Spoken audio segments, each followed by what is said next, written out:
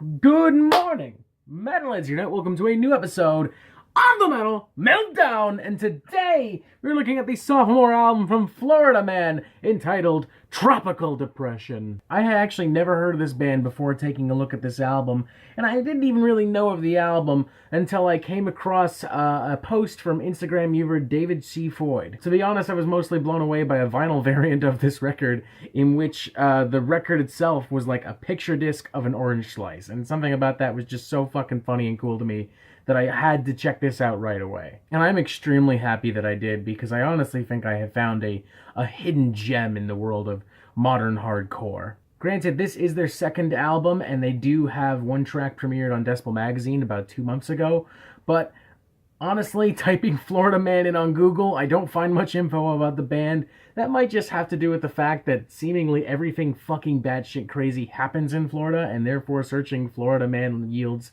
very interesting results that do not have anything to do with music. The point I'm trying to make here is that there's a very good chance you have not heard of this band before, and hopefully what I can do here today is convince you, just like myself, to go out of your way, listen to this record, and buy this record, because, as I said, I do think I have found a hidden gem in the world of hardcore. The appropriately titled Florida Man channel all of the chaos and teeth-gritting insanity that you would expect from an aforementioned Google search of Florida Man, thanks to an insane sound fusion of DC hardcore, southern crust, noise rock, 90s post-hardcore, a little bit of Iron Regan, a little bit of Fugazi, a little bit of late 80s Black Flag. I want to say it was perfectly brewed like a stew, but considering this band was from the South, let's say they were perfectly distilled like sweet southern moonshine. And just like sweet southern moonshine, you should know that it is southern, but it is not sweet. It will absolutely knock you off your feet. You will be sick for a couple days. I mean, this is a true American punk wrecking ball. Take, for instance, on the opening track, Brain Cell, which starts things off with very uneasy, dissonant, yet cutthroat and super visceral hardcore riffing. Some more simplistic punk riffs floating on top of some post-rock ambience. Think of it as a more colorful counterpart to a band like Cave In, shall we say. And it ramps up pretty quick with a heavy-hitting verse and some nasty vocals. Reminds me a lot of Tony Foresta's work with Municipal Waste and Iron Regan, but more punky, more throaty. All leading up to some surprisingly dramatic and climactic riffs near the end of the track. That trend continues on following tracks Dirt and Conviction, the former of which is a lot faster, a lot more violent, the latter of which seems to expand on some of the more post-rock tendencies that we've heard before. It weirdly reminds me of some of the more tranquil moments that we heard on Death Heaven's last record, but obviously a lot less black metal and a lot more fucking southern punk-ass shit. And that brings us to my two favorite songs on the record, actually, Holy Roller and Rat on the Loose. Holy Roller, starting with that, is just this deep-fried garage rock banger with groovy riffs and in-your-face vocals. Sounds like a stoner rock band on the verge of a fucking mental breakdown. And Rat on the Loose cranks things up yet again with a classic punk rock melody guiding everything, big, violent, clashing drums, metallic guitars. Holy Roller is definitely my favorite of the two tracks, but I won't lie, this is the track that got me to sit up while listening to this thing and just fucking headbang, man. I enjoyed this. This really did touch the 12-year-old punk rock kid at heart that still lives inside me.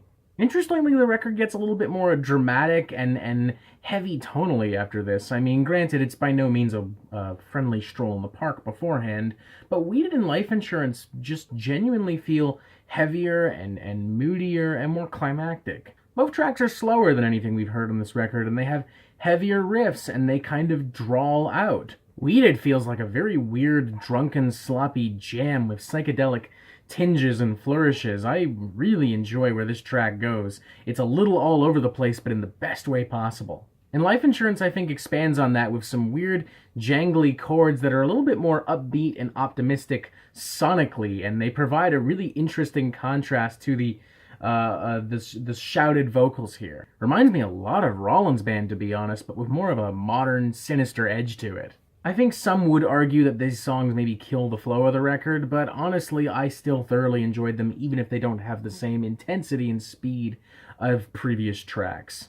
And all these tracks together create an incredibly versatile and flexible, but punishing listen. I mean, we've had no shortage of great punk and hardcore music these last few years with bands like Code Orange, Jesus Piece, Cult Leader, Turnstile. But this in particular just feels a little bit different to me than those other releases.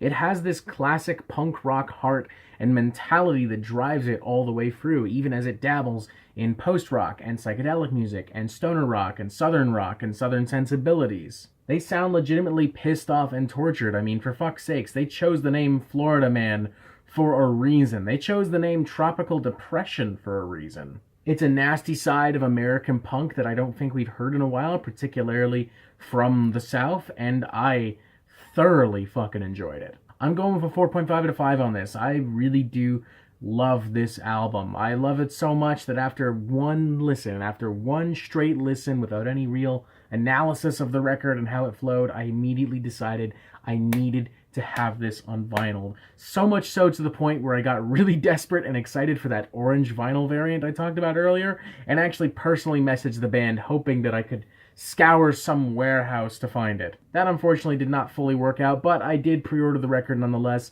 I very patiently await to continue analyzing it once I have that vinyl in my hands. If you're looking for something fresh and exciting in the world of hardcore, I definitely recommend this album. If you're new to hardcore as well, this is a pretty cool record to check out because it's got a lot of different shades and ideas from across not just the hardcore spectrum, but punk and extreme music that help make it feel all the more exciting and important. If you're just looking for a fun listen, it's that. If you're looking for a deep and invigorating listen, it's that. If you're looking for something tortured and weird and funky, it's also that. It's all the things that punk is known for in one convenient little southern fried package. In fact, I may even go as far as to say that this is maybe one of my favorite albums of the year so far. Sam Sarah from Venom Prison is still number one, at least my number one, but this maybe clocks in at number two. I think we have found yet another album of the year contender with that in mind. At the very least, it is the best hardcore or punk album